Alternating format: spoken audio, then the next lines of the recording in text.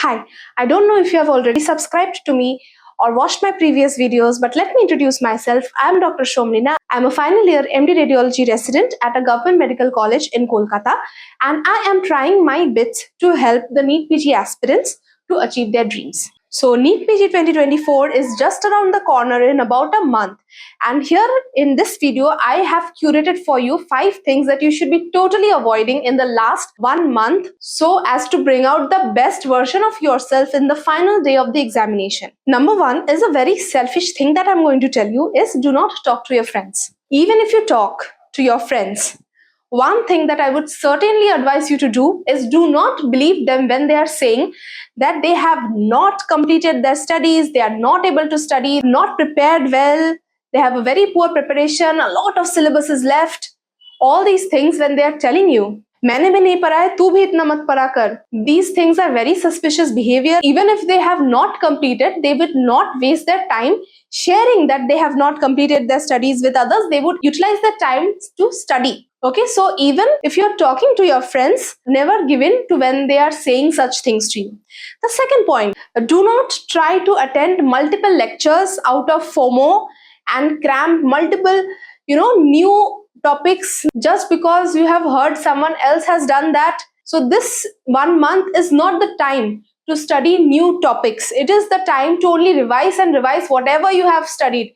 So have some trust in yourself, some trust in the topics that you have studied earlier.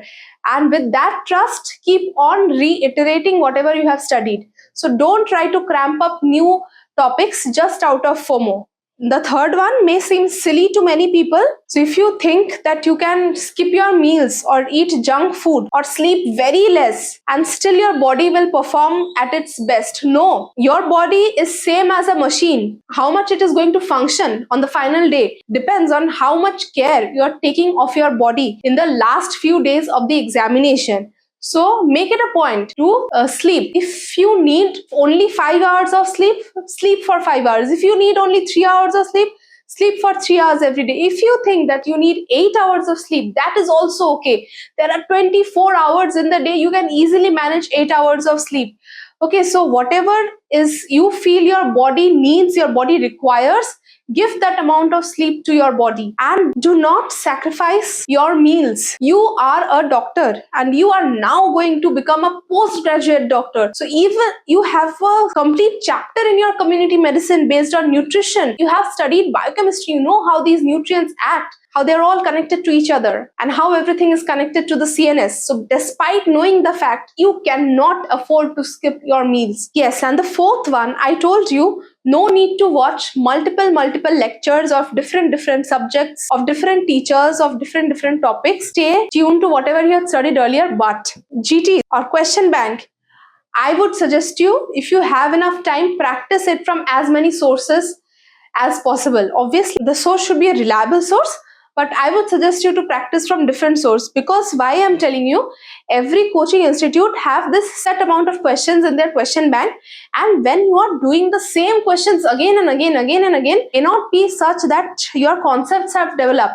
You may be doing it correct. Maybe you have by-hearted the question because you have answered it so many times. So in order to challenge whatever you have studied to see whether you can apply whatever you have studied or not, I would suggest you to practice questions from other coaching institutes as well. And finally, fifth point is prevent getting confused on the last 2 days of the examination. Your entire aim in these 30 days should be how you can converge this much of information to this little in the last 2 days, because the last 2 days are very crucial for your preparation, for your mental health. You will feel the need to see everything, every topic in the last 2 days, but logically speaking, that is not possible. You cannot literally go through the entire syllabus in the last 2 days. So what your aim should be is to converge the topics. And how you can converge, I am suggesting you an idea is make a notebook. I mean, those who have already made your 20th notebook, it's very good. You can study from there in the last 2 days. But for those who have still not made a 20th notebook, I would suggest you to start from today. You need not write everything. Just, make a copy, and while you are revising in the last 30 days realizing while studying that this topic is very important for the examination. And at the same time, it is difficult to remember, and I'm sure I need to look at it again in the last day.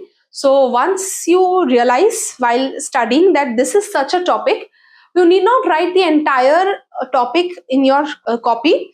You just write the page number and the name of the topic. So like that, even if you start now, you will see that your copy will be filled up and you have enough notes to study in the last 2 days. In the last 2 days, you can go through all the sticky notes that you have made, and you should go through this 20th notebook and see the topics that you have mentioned. Go to your primary note copy and read that topic only, and come back and read the next 20th notebook topic. And one more thing that I did was I had made flashcards of all the cancers, because these cancers and their stagings, that they troubled me a lot, and at the same time the stagings were quite frequently asked in the examination. So I made a list of the staging of all cancers, and every day before going to sleep, I used to study one cancer staging.